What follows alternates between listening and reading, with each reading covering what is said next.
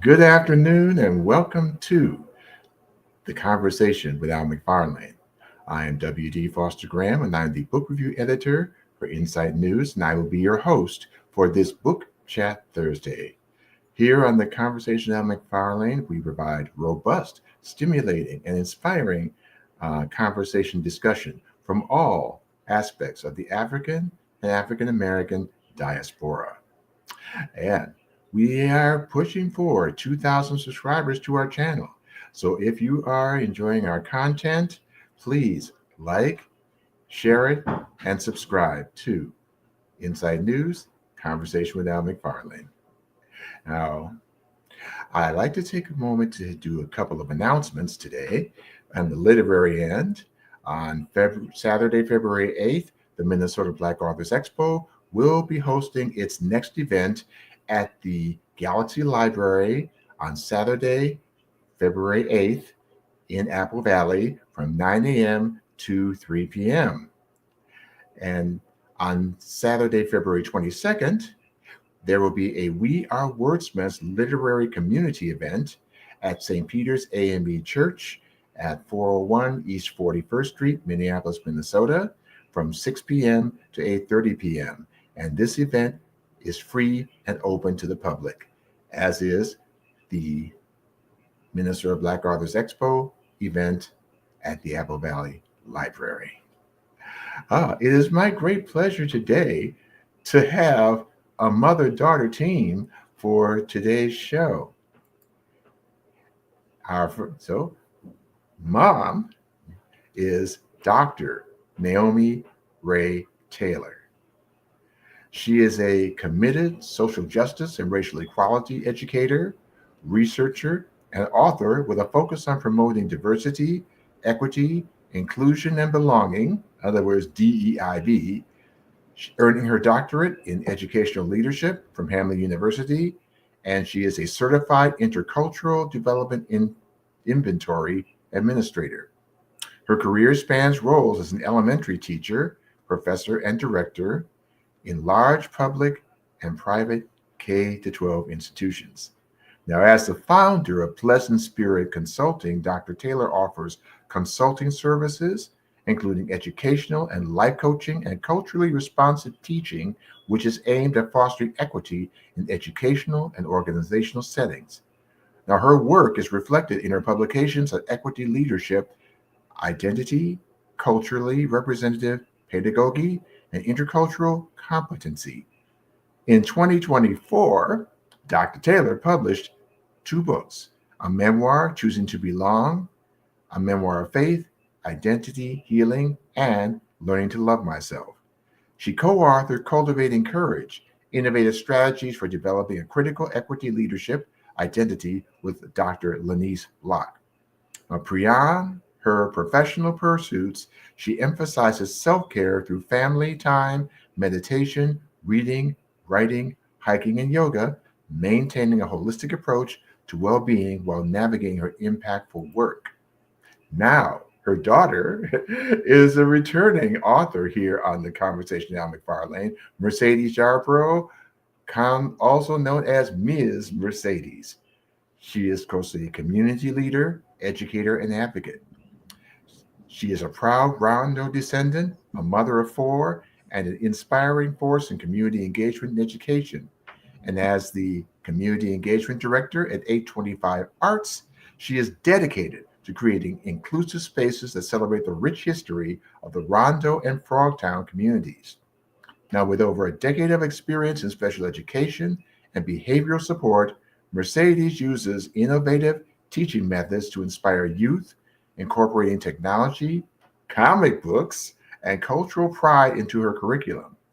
She's also the visionary behind Rondo Double Dutch, a community initiative that promotes love, peace, and unity through movement and connection. Mercedes' passion for uplifting her community is rooted in her deep commitment to preserving history, fostering collaboration, and inspiring future generations to unlock their full potential. So it is my great pleasure to introduce Dr. Taylor and Ms. Mercedes. Thank you for having us, Yes, WD. Thank you so much. Yeah, I'd say this is only the second time I'd be able to have a mother-daughter tea, but I love it. Oh, I thought it was the first. It was the second time, but they took Dr. Talia Tollfree had her daughter on at one Oh, point. So, but We love Dr. Toll Free. yeah, she's a good yeah, family friend of both me and my mom too. Yes. I was just yeah, with her last week at a school in Minneapolis. great, great. Hey, it's all about connections. Definitely. So, now to Dr. Taylor. Now, you have published two books in 2024. So, tell our viewers one, what inspired you to write your memoir, and also what it's about. Thank you. Thank you again, WD, for having us. I hope you received my card in the mail. I sent a thank you card a little while back. I hope I had the right address because I really just appreciated. You were my first like official professional book review for my memoir, so that is very special for me. And this is just like a little preview of my book, Choosing to Memoir. It was actually something that I call it. It was a seed planted from the north, south, west, and east. Meaning, I had different family, friends, or people from different directions who weren't necessarily connected together say, once they knew a little bit about my background and my story, that you should write a book. And my first reaction was a visceral reaction. I I didn't consider myself a writer or an established person to be an author. And what was behind that was fear, the fear of the shame and the guilt that I still carried. Um, really in my body and just in my mind and psyche of wanting to kind of put that behind me. Like I'm really firm believer of like remembering where you come from, like the Sankofa bird. So it wasn't so much denial of that, but it wasn't something that I wanted to necessarily share publicly with others. So it is a memoir, not an autobiography, or it doesn't give like my birth story to my current living day, present life situation. But it was about, I would say for sure, a good 10 years ago, as I was wrapping up my final year from my dissertation. I started to start, I would kind of say, start to play with writing. So there was a director at Hamline University's Writing Center that I was frequently going to just go through my literature review and research with. And the director, Julie Bach, at the time, she had recently published a memoir, and she would start to give me prompts to just kind of just start free writing, responding to. And then Julie Landsman, she's a local author, activist in the Twin Cities area. And same thing with her. She would just give me prompts and encourage me to start writing. And so I just started, it was nothing formal. And then it was after I graduated with my doctorate, I decided to really be serious, and I purchased a package through a publishing author, self-publishing author, and hired a developmental editor to help me start to pull it together, all the pages and pages of work that I started just writing on. Well, I would say that when I was reading it, I was definitely struck by, one, your story, and two, the component of identity. Can you share more about that? Sure. Well, this was a great, I should have also mentioned my brother, who is my brother on my paternal side. He was also a strong advocate, like over the years, like just kept planting the seeds to tell my story. And the piece with the identity had to do with, it's, I don't think just because you grow up multiracial doesn't mean you're necessarily confused. But I think you can be confused when you're multiracial if you don't have um, the conversations, with the different, identities that you represent. When there's, there was an egregious error of my identity at birth. I was, my mother was white and she's deceased now, and at mistakenly at birth identified the wrong father, who was a Mexican American. And it wasn't until almost 20 years later, my father was actually African American, and that's where this piece of identity, I realized too, I can name it as I definitely had identity crisis growing up, just in this normality in terms of like just developmentally as a middle schooler. I went to Murray Junior High, and that it was a pretty diverse school at the time. And I had other multiracial friends. My mother had other friends that had children that were multiracial, Black and white. So it wasn't that was unfamiliar. What was unfamiliar was when I actually had a white peer student ask me, "What are you?" And I remember being taken aback, and I was like, "What do you mean?" Because I didn't think about like how other people perceive me. Oh, you mentioned that. The funny thing was that happened to me when I was like, this was like in the 1960s, and I was in elementary school, and a lot of the white students were talking about their background, Scandinavian, Italian, German, stuff like that, and they asked you, "Well, what are you?" I get that. Yes. So you go home and ask, "Hey, Ma, Dad, what am I?" Because Right, and it came very front and center. And I remember it was we didn't talk about race and home growing up in terms of explicitly defining it, and it was not part of like the curriculum in school, nor was I think even like just general positive identity development, at least in my experience. And it was really another kind of like when I think about my identity journey was when I was taking an African American history class at the University of Minnesota, and actually had Professor Lou Bellamy was my professor at the time for that class. And that class like really just blew my mind in a lot of different ways, because I was really for the first time being not just an article here and there, but just being engrossed with tons of Black literature from renowned people. And I felt like this, and I just learned that I was, or not yet, I was in the cusp of like, it's like these waiting for these blood test results to affirm my identity as being African American. But I remember being always drawn to the Black community and culture. It was just something internally and spiritually. And I'll never forget the advice he gave me was, never deny who you are, where you come from, and seek your ancestors. The truth will come to you. And it was a little probably confused at the time, but now I find that to be so wise and profound and meaningful, because it did come to pass. I did pray and I sought out my ancestors, and I feel like it was through my ancestors that helped me through my resiliency of just my life experiences as a teen mom and navigating childhood trauma of sexual and physical and verbal abuse, but also the great resilience and strength that we come from the generations before us. If we think about our ancestors who were, whether they were sharecroppers or direct descendants of slaves. That is so true. And I acknowledge you for all. Now, Mercedes, as your daughter, is here with us.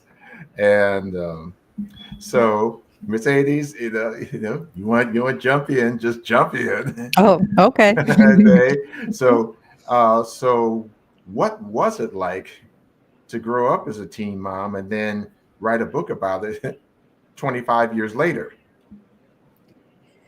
So for me to be a teen mom, what was it like? And then it was a very, I would say it was a very painful process in the beginning, but then it turned very healing in terms of going back. And I actually had to unearth, and I really relied on some secondary sources. So you'll find letters from my mother or my aunt embedded as a part of to help me make sense and to really get a clear picture. And what I went through, and being I actually, one of the, I have the short excerpt of like when I first found out that when I was pregnant, the chapter's called A Positive Pink Line. And so really Mercedes and I grew up together. I mean, I was 15 years old. And so there's just something about, when I see 15-year-olds, or when both my daughters were on the cusp of turning 15, I remember like just experiencing like a lot of anxiety and fear. Like I didn't want them to have, I knew they were on that same path or trajectory to become teen moms, but there was just that fear, like, and I look at them, and as beautiful and smart as they were, I'm like, these are some 15-year-old adolescent girls who are still immature, still making, trying to figure themselves out. What in the world was I thinking? And I wish so much I could go back in time and talk to my mom, because I would imagine it was hard for her too, because she was also a teen mom. She was 16 when she had me, so we were just 16 years apart, and so there was a lot of challenges, and I had to, when I was able to go back and I try to highlight some of those, because people are like, how did you do it? Or, how did you make it? And I used to just be able to say faith and I don't know, but I really could go back, and along the journey, it may not have always been consistent or daily or weekly or monthly, but there's always somebody or something that just gave I call it like a sliver of hope, a sliver of life, like for me to not give up. And that's why I'm always such a strong proponent for early childhood education or social services for teens and mental health services and programs that provide access to just help you make it, in a variety of ways, whether that's, WIC for women, infant, and children, just to know that you're going to provide the basic nutrition for your baby, having those services available. And I took advantage of everything. And really, it was always with the end goal in mind for me to be self-sufficient and for me to be able to care for my family independently. Yes, indeed, indeed, indeed. And one thing that also stood out was when you're writing your memoirs that your past does not define you. And with that being a personal journey, um, tell us about your professional and your faith journey. Sure, sure. So I'll start with my faith journey was actually, I was baptized Catholic, but my mother was not Catholic, but the Mexican American male who was identified my father at the time was Catholic. And so my godmother at the time, who was declared my godmother, who is still in my life today, I really believe now in the power. I wouldn't have known it then and over the decades, but she said she prayed for me every single day of her life, and especially the decade that we were separated from each other, for my protection. So when I learned that, I just always believed that I've been covered in prayer, even though I didn't know it. And then spiritually, I would just remember being drawn um, to to God um, and to like um, I would say later life gospel music, but also just kind of the traditional Christian hymns. I remember teaching my children and my grandchildren. I just want to know like the Christian basic songs, like everybody should know Jesus loves me, just, and so we Yes. sang them since they were little. And then I even explored my own, because I was always just seeking something, because something was just missing in my life. I mean, not just only the identity crisis that I was going through, but I had a void. And so I was, you know, turning to, relationships that were not healthy and other things to fill that void, but I was seeking. And there was just always this desire um, to want to be better, to be able to want to be more, and to not be labeled and marked, because my own family and and friends and even society pretty much marked me as a failure, like as a Mhm. 50-year-old. And then I got pregnant a second time in high school, had a second baby um, while in high school. And so it's almost like you just have a letter S, not over your whole stomach, but your whole body, just like you just feel marked and doomed. So I remember praying, and part of my journal writing they were lamentations to God. Just, I don't know what to do. I don't know how to get out of this situation. I don't know how I'm going to pay this bill. I don't know where I'm going to live. Um, Sometimes I got so desperate, even when I had my children. It's like I kept my children. You know, but now you have to show me. You have to show the way. Just. So that was just part of the faith. And I was drawn to different churches over time. I explored with different churches. I could never find the one church homebody to be long term, to really consider it like a part of my community. But I did explore visiting different churches, and at times when the kids, it was off and on, I would say inconsistent overall. Good. So, Mercedes, question for you. In what ways has your mom's life inspired you?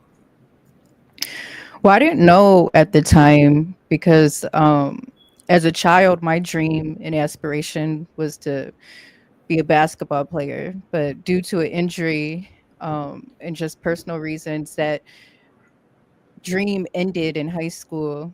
And so I was just living life. And then I went to college. And when I was in college, I ended up having my first child. And then I came back home to raise him and just yeah, so I was like working odd jobs to pay the bills and didn't really know what I wanted to do with my life. And then my mom, she was teaching at Hamlin University at the time, and she encouraged me to try the AmaCore reading program, tutor program. So I became a reading corps tutor at Hamlin Elementary, which was right across the street from where she was working. And that's when I started to like that spark inside of me to dream again came because these young kids were looking up to me and I was like, oh, I have power. And like, oh, and I just started to see um these great qualities come out of just inspiration. And that was the beginning of me being into this educational world that I never really seen for myself. But then I ended up spending 10 years in education with numerous different backgrounds, working freedom school, learning how to write curriculum, um, also behavior intervention specialists, and just learning a lot about behavior and kids and relationship building. And now when I look back at my career, I'm like, wow, a lot of what I do is a reflection of my mom's work. So I'm like, oh, and then when I go back even further, I realize I've literally been in school since I was born. My mom, as she mentioned, was a teenage mom. So I was going to Central High School as a baby. And I was born in '89. And during that time, a lot of the students were teenage parents, so they had a daycare there. And I actually ended up going to junior high and high school with some of the same girls that were in the daycare. So, and we're still friends today. So it just shows what that generation was going through. But we're also evolving and breaking those generational curses. I'm happy to say that I'm one of the first on both my mom and my dad's side to break that generational curse of just being a teenage parent. And my mom working in education, she was a teacher, so I would go to school early because she had to be there before the kids. And I remember she would always make me be in like a book club, or I was always in some kind of program before. And at the time, I didn't really understand. I was like, oh, I'm being forced to do this. But now that when I look back, I'm like, I really liked books, and here I am making my own book now. And so I really appreciate all of the things my mom kind of forced me to do. And I kind of do that with my kids too, especially in this generation where they just want to sit in front of a screen. I'm like, no, you're coming with me. We're going to do this. And now I see, like, I have an 11-year-old son and a 14-year-old son, and they come with me when I teach classes or kids, and I put them in charge. So I'm excited to see what they bloom into because I know they're going to be a reflection of me one day. Awesome, awesome, awesome. And that being said, Dr. Taylor, tell us about your professional journey.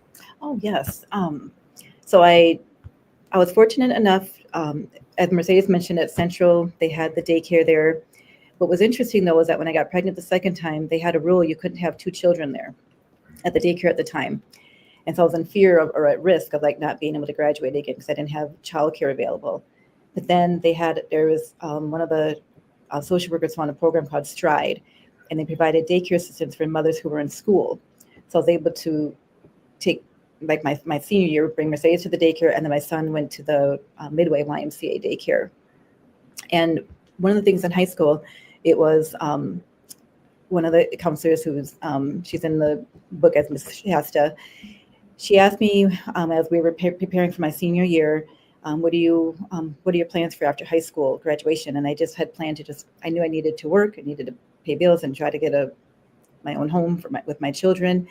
And it was actually, I mentioned this because I remember, like, sitting across from her and feeling, I felt like I felt almost hurt or just like, what do you mean, what am I going to do? Because she said, have you ever thought about college? And she was literally the only person that even mentioned that or asked that. I thought that was just already I wasn't going to have access to that. Like, I have 2 children. I don't have college money or funds, and no one ever talked to me about that. So when she said that, I remember just feeling really weird. And she was dead serious. She was like, have you thought about college? What would you be interested in? And I really didn't know.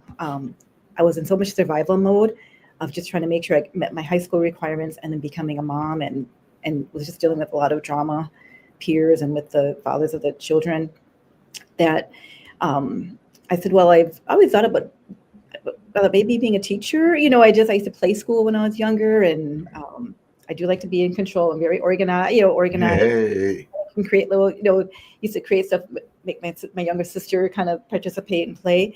And she said there is a program called Project Advance where the St. Paul Public Schools is in efforts to diversify the teaching force. They are partnering with different St. Paul high schools of students who are interested to become, it's like a pathway program. So I remember going to the orientation. I remember we got to go to the U of M, and that was my first time really walking on a college campus and walking around. And the U, as you can imagine, it's like its own city. And again, it's where you get like this, like a little spark, like, could this be me? Could I be wearing my backpack and walking around here and going to these classes? And we got to sit in classes, go to the Kaufman Hall, and talk to people about the registration application process. And so I also, I wasn't 100% sold about going into teaching, but I also knew that it was like, I would really call it like an opportunity of a lifetime. Like if I really wanted to consider going to college, this was my ticket, and I wasn't going to do anything to mess it up. So that's when I really buckled down with my studies at school, my attendance. It was required, especially to keep Mercedes in the daycare, you had to have consistent attendance and not be missing school or be tardy. And I did everything in my will and power to make sure that I could pursue that opportunity. So ended up with a Bachelor of Science in Education and a teaching degree. And I went into St. Paul Public Schools. I worked at Museum Magnet Elementary. They're no longer open, but they were part of the Rondo Education building that was housed with Benjamin Mays, Capitol Hill, and Museum Magnet. Museum Magnet has specialty focus with the Science Museum of Minnesota. And that was, I was there, I taught for 7 years. And I remember just wondering, and I became pretty good. I mean, I learned a lot and took advantage of the professional development that they had and became a lead teacher, but I just always wondered what else there was. So I took a year leave of absence, and by faith, again, I thought for sure, because I also earned a master's degree in education, I thought it would be very easy to find a job, and I was surprised how hard it was. And that's when I got introduced to Dr. Barbara Washington. She was the center director for the Center for Excellence in Urban Teaching at the time. And I just met her. There was no job posted, but I just said, I'm teacher experience, looking for a job. And then I went home, and then literally like a few weeks later, she called me and said, we have are you still available? And I said, yes, I am. And I became a program manager at for the Center for Excellence in Urban Teaching. And what they did, the work they did was really seminal that's where I got like this for professional development, culturally responsive pedagogy and teaching, and racial equity. Because at the time, this was before schools had their own professional development that they were doing for DEIB. They were outsourcing, so they were being hired all around the state of Minnesota to deliver DEIB professional development, and I fell in love with it. Dr. Rosalind Carroll took me under her wings, Dr. Barbara Shin, and then the year ended. I went back to St. Paul Public Schools, and then Hamlin called me and said, we have an assistant professor position open. We want to encourage you to apply. So I did, and then I worked at Hamlin in the School of Education, primarily students who were teachers earning their master's degree. And then I knew it to be viable, especially in the world of higher education, I needed to have a doctorate degree. So I took advantage of attending Hamlin University's graduate program for educational leadership.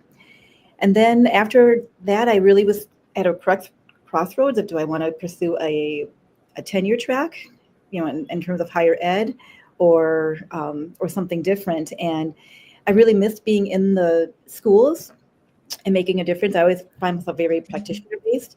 And that's when I transferred then to Minneapolis Public Schools, as they had just launched the Office of Black Male Student Achievement. And I was hired as the educational equity coordinator. So I got to work closely with Dr. Michael Walker, and we got that office up and going. I led the teacher professional development and did the research to produce the curriculum for the professional development. And Was there for 4 years, and that role also transitioned into director of secondary education. Then my position, our whole department was being accessed due to budget cuts in Minneapolis, and I didn't know what to do again yet. Yes.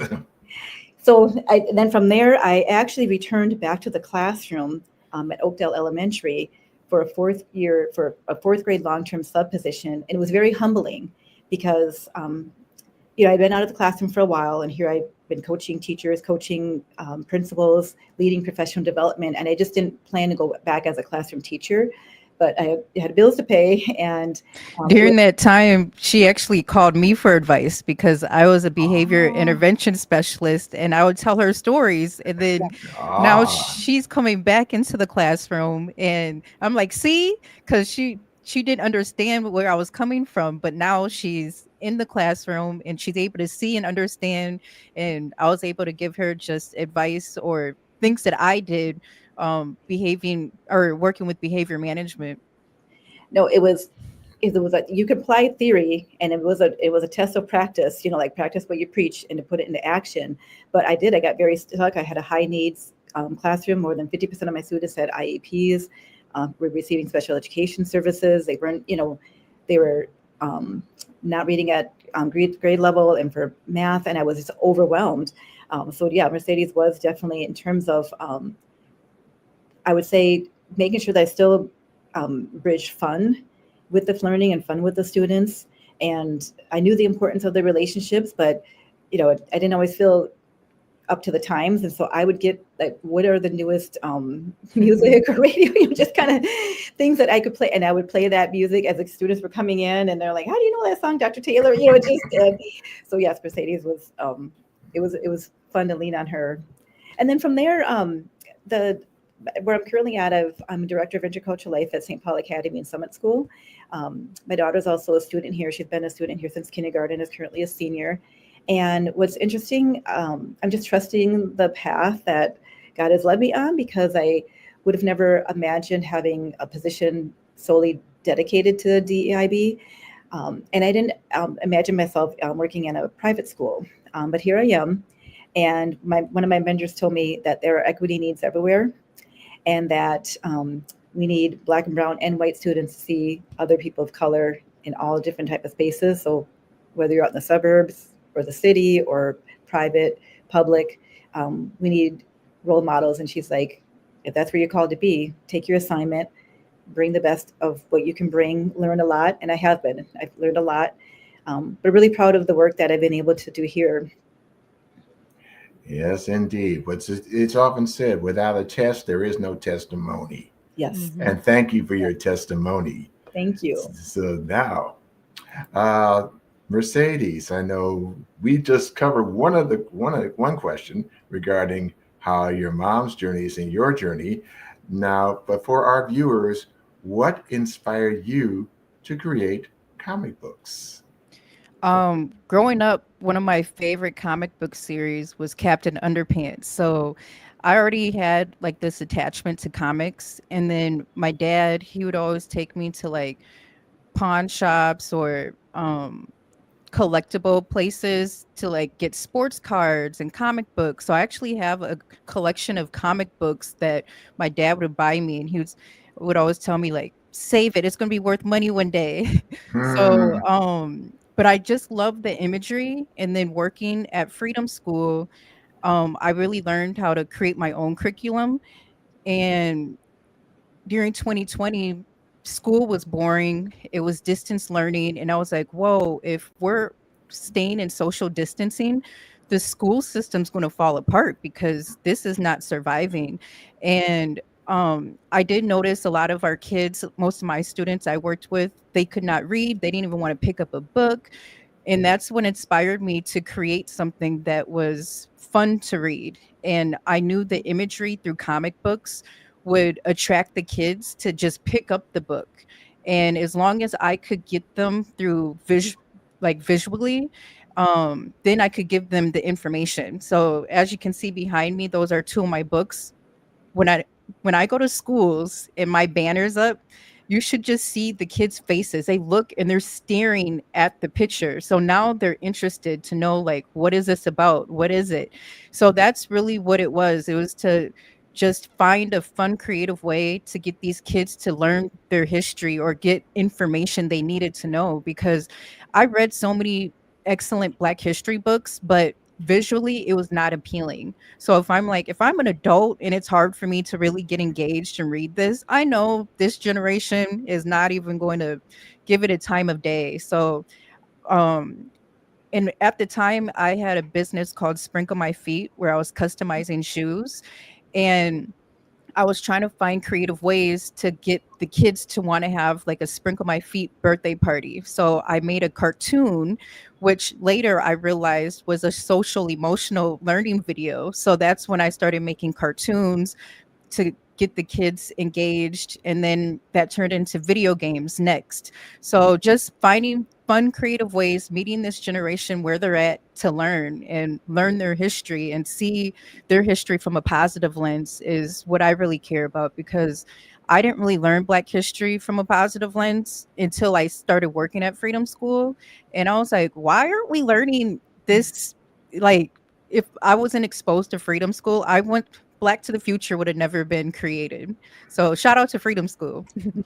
Hey, you heard Ms. Mercedes. Shout out. Yes, yes. Yes, indeed.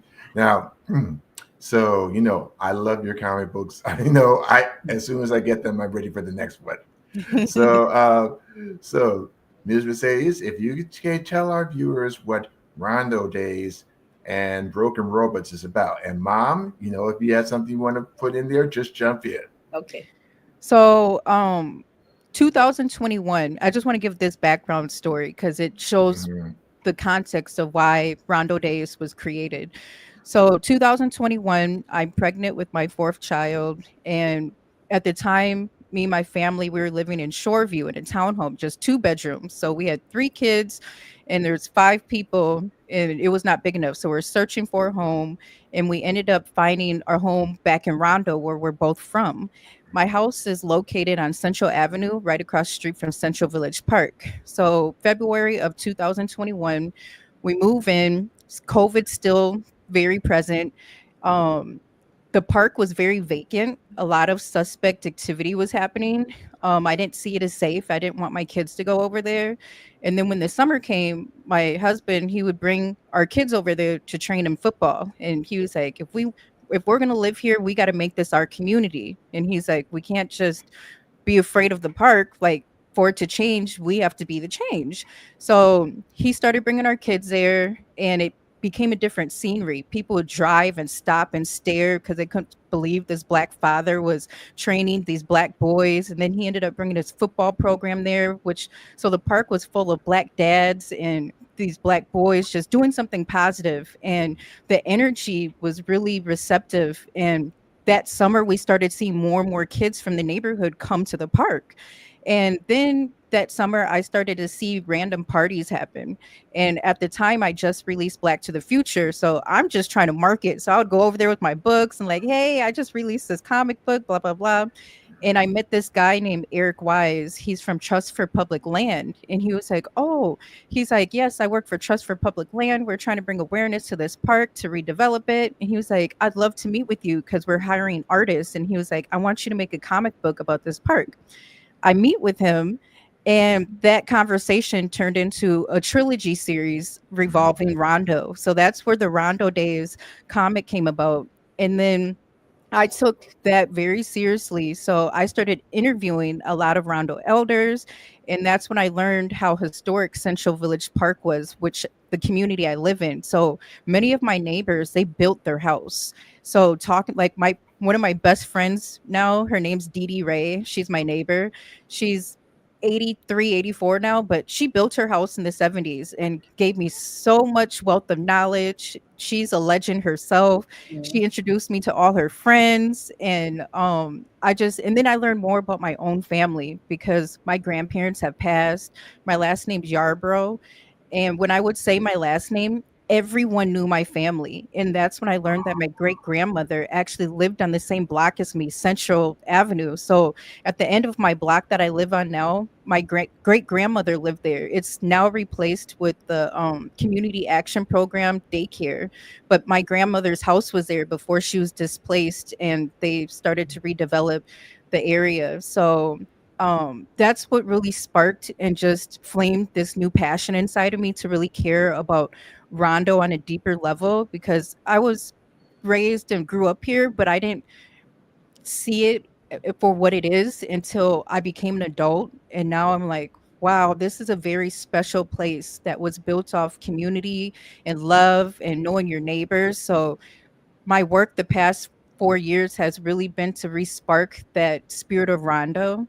And everything that I've learned, I put into the books. So people can, when they read it, they can get the history and knowledge of what made this community beautiful and special, but also in a fun, creative way, to where when you're reading it, you're feeling something, to where it's like, I want to be from Rondo. I want to go to Rondo.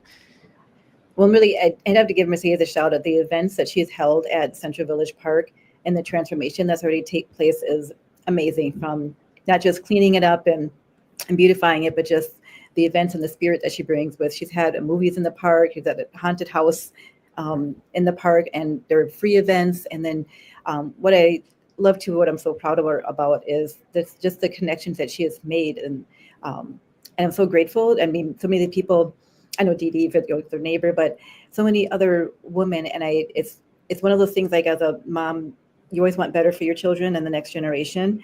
And so for her to have these connections and to represent that, and she always gives homage in her books to local artists, whether they design clothes or they have their own businesses or their own hair salons. So there's every detail is intentional. Yeah, thank you. I want to give a shout out to Central Village Park, because we were able to get a proclamation day. So July 13th is officially Central Village Park Day, thanks to Mayor Carter. And we just received $5 million in city funding to redevelop the park. So as I mentioned, my husband would bring his football team over there. And I told him, I have this superpower that I teach kids. I tell them the magic glasses. Well, you have the power to change whatever it is in your life, your community, into what you want it to be, changing negative into positive. But you have to put on your magic glasses and envision it. But what actions are you going to do to make that vision come true? And I remember telling him, we love to take walks. So we're walking around the neighborhood. And I was like, I'm going to get you a football field at this park. And he would always laugh at me, just thinking I dream and think too big. And years later, it's coming. Like, we're going to put a football turf at that park. So words have power, and what you believe, it will be. So I just want everybody listening to know, like, we have superpowers, but you have to believe it and it'll happen.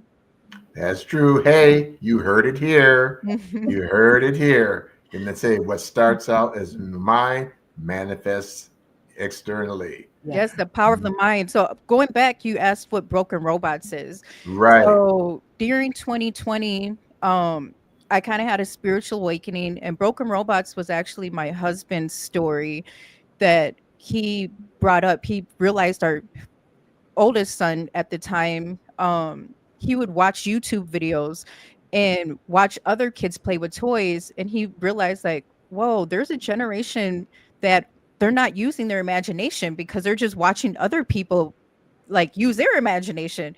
And he was like, yeah. So, and then I would come home with stories from work about just the generational shift in the kids and how technology is really affecting this generation.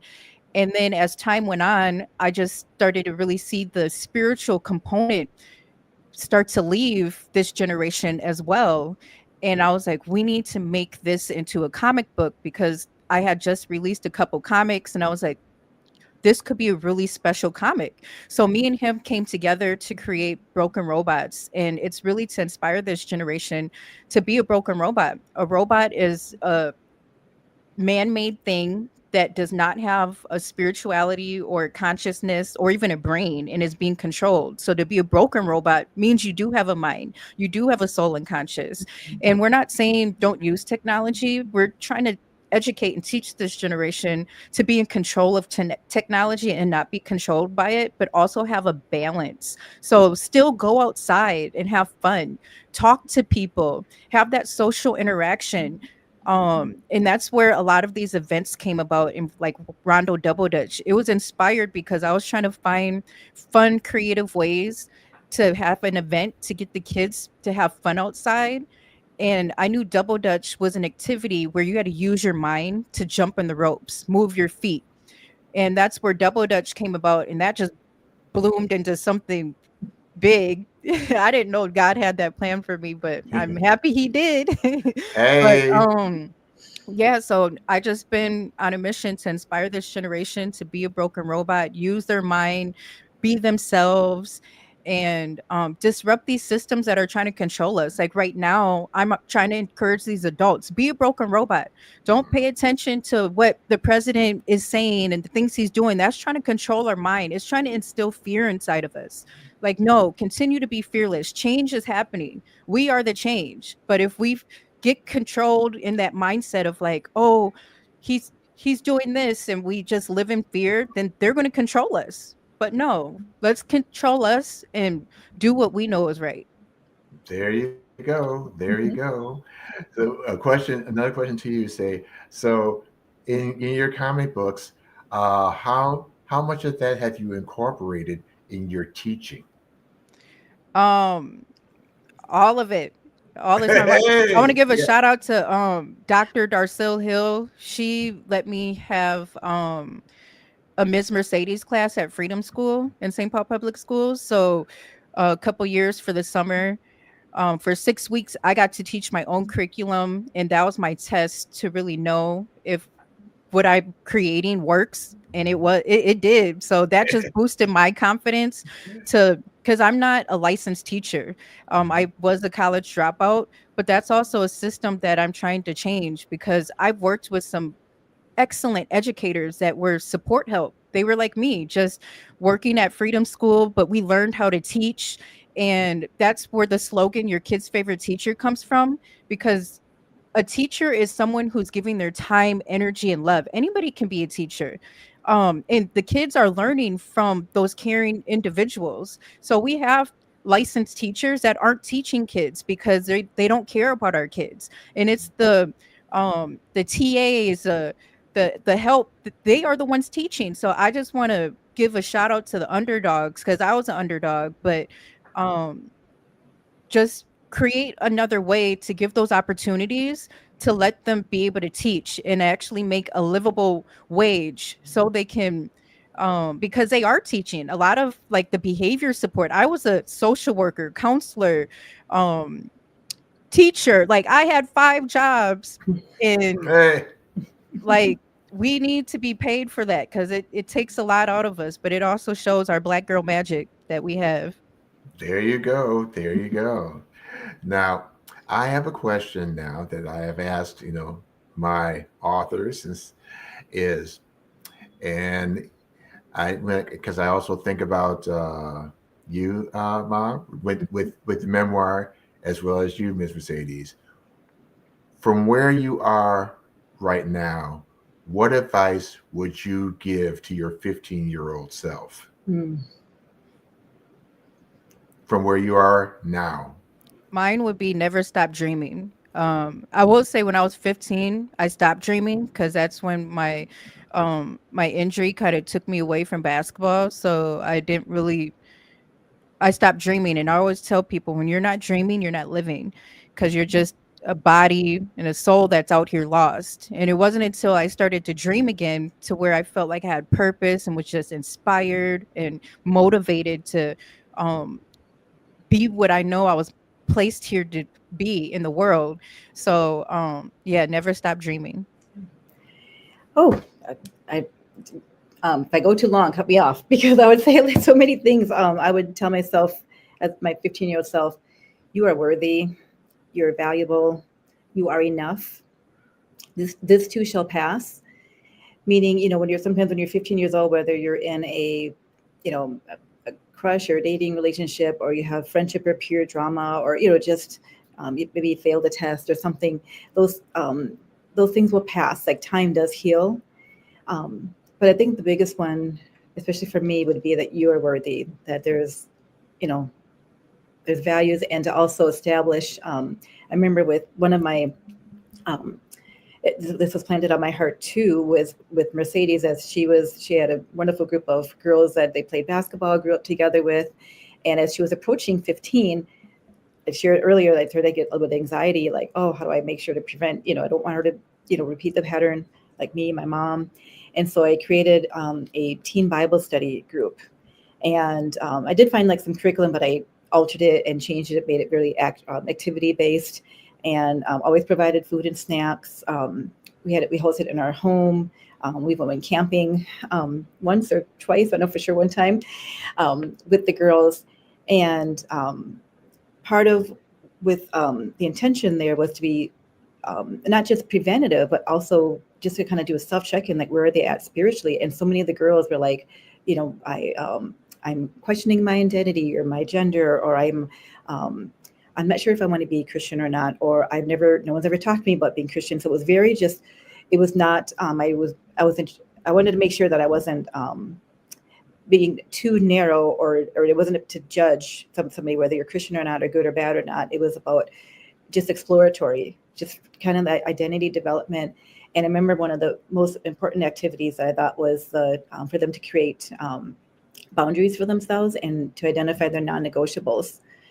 There's some things that are negotiable. So let's say you are attracted to the opposite sex.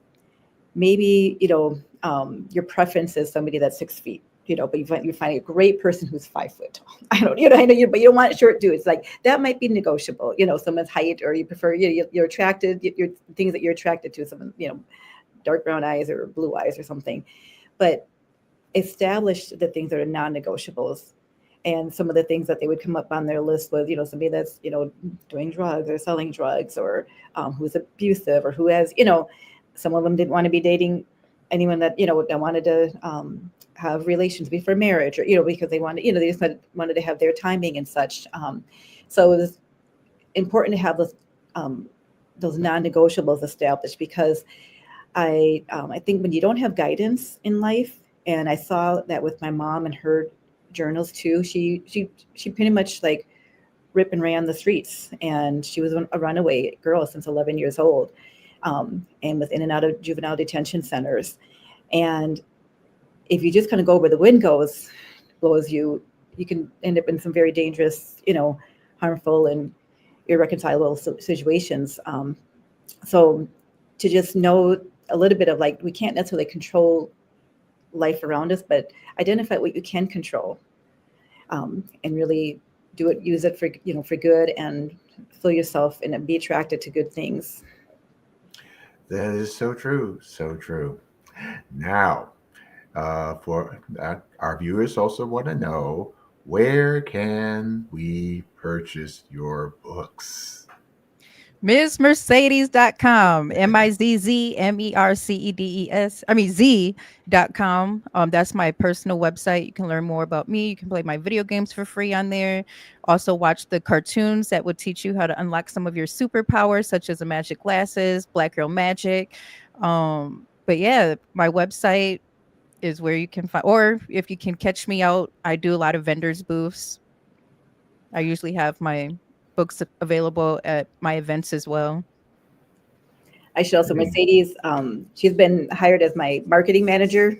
And so we're going to be updating some different websites, but I do have a website called pleasantspiritconsulting.com. And then my books are published. You can buy them on Amazon, Barnes and Noble, but also directly through the author's websites. The Choosing to Belong is through Author House, and the Cultivating Courage is with Mindster. Great, great. Now I have about a couple of minutes to go, so as a final thoughts, what is the importance to you that we share our stories, especially in this day and age? Well, me, I love storytelling, and a lot of my work is always sharing other people's stories, because your stories show the way. Like, I was really thankful for my mom's memoir. Like, even though I read it, it was kind of a tough read. It really showed where my family comes from. And I seen that my family were underdogs and a lot of the women felt voiceless. And I'm the total opposite of that. So it kind of made me understand myself more, just my purpose of like, you're breaking a generational curse and this is your purpose. And you're creating just a new legacy. So it makes me be proud of my family's lineage too, just knowing where they come from. I'm not ashamed, but I'm happy to just bring a light to what in the past was a darkness in a sense, but it also just brings power to my story. Like, wow, like look at that baby from the teenage mom and look what she's doing in her community now, or just that 11-year-old runaway girl, her granddaughter is doing something that, yeah. No, thanks, Mercedes. I would say that the power of sharing your story can be very healing, and it can change the trajectory of what was once, like Mercedes mentioned, kind of dark or lost to something filled with hope and light. And it's your story to tell. And part of me wanted to be able to leave behind. If originally it was for like my children, so they could better understand me, their grandmother, to know that we were more than just these kind of labels or mistakes that we made, but it's now really for anybody to connect with finding hope and healing on their own path of journey. And I should just, the last thing is just that, that we all are seeking to belong. And so part of my book with the title, I just want people to be able to find their paths for how they choose to belong. Indeed, indeed. Well, hey, I thank you, Dr. Taylor. Thank you, Ms. Mercedes. So you heard it here, viewers. Check out Choosing to Belong and also Rondo Days and Broken Robots. So as you continue to share our stories and say, it was a pleasure having you on the show. Yes, thank you, WD Foster. Thank you, and also regards to Mr. McFarlane for this opportunity too. Thank you both. Thank you. Okay, this is WD Foster Graham from the Conversations Al McFarlane, and we'll see you on the next go round.